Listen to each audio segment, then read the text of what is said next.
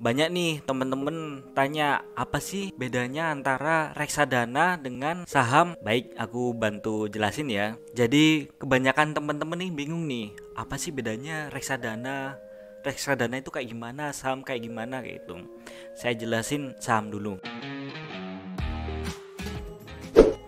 Nah, kalau saham itu adalah basicnya adalah kepemilikan perusahaan. Jadi kita istilahnya urun modal. Jadi itu kepemilikan meskipun itu 1 lembar atau 100 lembar kayak gitu, atau 1%, 2%. Karena filosofinya kepemilikan, jadi berbagi resiko. Kalau untung, keuntungannya dibagi, tapi kalau kerugi ya kerugiannya itu dibagi kayak gitu. Bisa jadi karena rugi terus utang sana sini, terus akhirnya nggak jelas perusahaannya itu. Jadi saham itu filosofinya adalah kepemilikan suatu bisnis. Nah, kalau saham Anda bisa beli di Bursa Efek Indonesia kalau di Indonesia. Tapi kalau di luar negeri, di Amerika, ada di Wall Street. Nah, kalau reksadana itu apa? Nah, reksadana, inti dari reksadana adalah ada seorang manajer investasi yang bertanggung jawab terhadap investasi dana kelolaan dari masyarakat.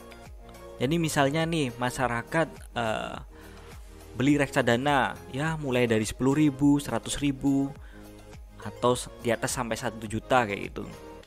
Jadi dana itu dikumpulkan semua, lalu sang manajer investasi itu berpikir ya, ini nanti dananya saya akan mau investasikan kemana? Ke pasar modal, pasar uang, atau ke obligasi pemerintah atau obligasi korporasi. Itu tergantung kebijakan dari manajer investasi. Makanya reksadana yang bagus atau buruk itu ditentukan oleh kualitas manajer investasinya. Nah, kalau di Bibit, yang belum tahu Bibit, nanti saya jelasin lebih lanjut. Nah, kalau di Bibit ada paling tidak ada 3 jenis macam reksadana.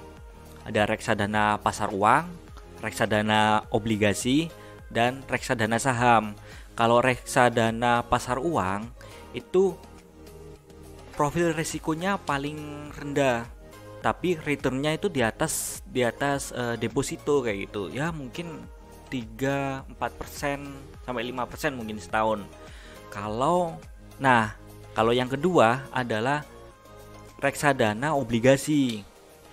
Reksadana obligasi adalah dana yang terkumpul digunakan untuk membeli obligasi jangka panjang dari korporasi atau obligasi dari pemerintah.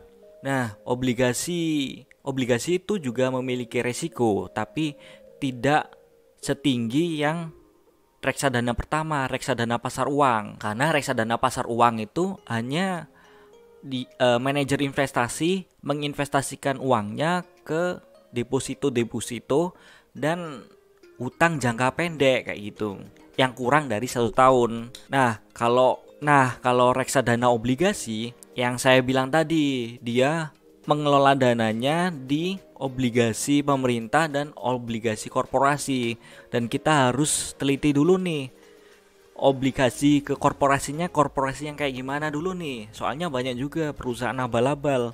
Utang obligasi juga nanti nggak tahu deh gimana bayarnya.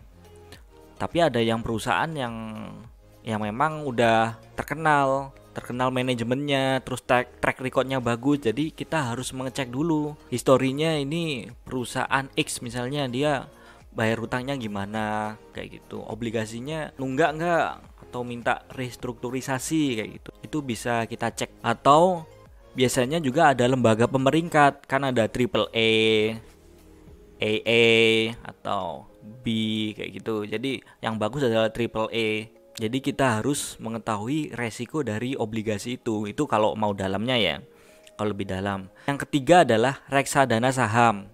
Nah, reksadana saham itu manajer investasinya mengalokasikan dana ke pasar saham. Nah, berbeda dengan yang kedua adalah lebih ke obligasi jangka panjang, baik itu korporasi atau pemerintah. Tapi kalau yang ketiga ini, reksadana saham ini memang benar-benar langsung ke saham. Tapi saya kira mindsetnya juga bukan kepemilikan perusahaan ya, yang seperti yang saya jelaskan pertama tadi yang tentang saham. Tapi lebih ke trading, mungkin trading yang agak panjang gitu jangkanya, mungkin setahun atau berapa bulan kayak gitu. Nah, kita juga pernah dengar kan ada kejadian juga kan, misalnya ada manajer investasi yang beli saham gorengan aja kayak gitu, yang saham-saham perusahaannya nggak jelas. Sebenarnya kalau jangan bicara saham dulu deh, kita lihat perusahaan, kita tahu bisnisnya kayak gimana, operasinya kayak gimana, bisnis modelnya gimana, supply chainnya gimana. Jadi kita lebih tahu perusahaan itu kayak gimana, baru kita ngomongin saham, ngomongin valuasi. Akhirnya kita tahu deh gimana yang bener nih kayak gitu, memilih saham dari perusahaan-perusahaan kayak gitu. Nah, tapi meskipun resikonya gede nih yang di reksadana saham itu, tapi potensi keuntungannya lebih tinggi daripada yang kedua tadi. Jadi yang paling tinggi nih di reksadana saham, terus yang kedua adalah obligasi, reksadana obligasi, yang ketiga adalah reksadana pasar uang. Nah, kalau ditanya Kak Aziz, investasi yang bagus itu apa sih kayak gitu? Jadi tidak ada investasi yang sempurna, rekan-rekan. Semua itu tergantung kepada profil resiko Anda sekalian. Setiap orang memiliki profil resiko yang berbeda. Ada yang dapat menanggung kerugian, menanggung kerugian selama setahun 2 tahun. Ada yang nggak kuat, ya udah mungkin deposito atau obligasi saja kayak gitu. Jadi disesuaikan sama profil resikonya masing-masing. Kan ada yang nggak tahan 50% sahamnya turun kayak gitu. Jadi jangan pernah menginvestasikan ke saham kalau tidak punya kesabaran yang seluas itu. Misalnya 50% turun orang gaji berapa ngumpulin kayak gimana kayak gitu kan, nunggunya bertahun-tahun turun. Itu profil resiko. Kita harus memahami diri sendiri nih, seperti pepatah Cina ya kan, kalau mau perang itu pahami dirimu sendiri. Kamu bisa sebelum berperang, pahamilah dirimu sendiri.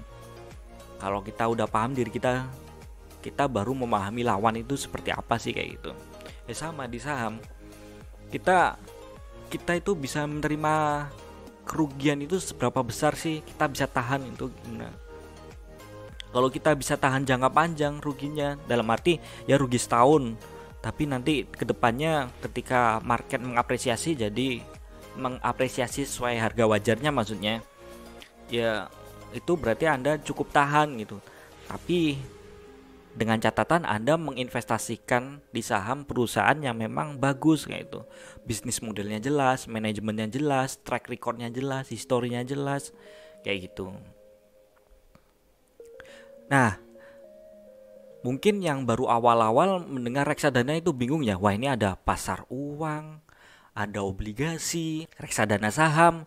Nah, untuk yang bingung, kemarin saya sudah buat nih tutorialnya di Bibit, bagaimana registrasinya, bagaimana mendaftarnya. Kalau di Bibit itu ada namanya Robo Advisor. Jadi Bibit itu paham kesusahan ini. Bibit itu paham kesulitan investor pemula itu apa sih kayak gitu. Jadi dia menciptakan platform Robo Advisor. Jadi ketika kita mendaftar nih atau mau menginvestasikan uang di Bibit platform, nanti ada pertanyaan, ada 6 pertanyaan kayak gitu. Misalnya tahan kerugian sampai mana, ada pengalaman investasi sebelumnya kah.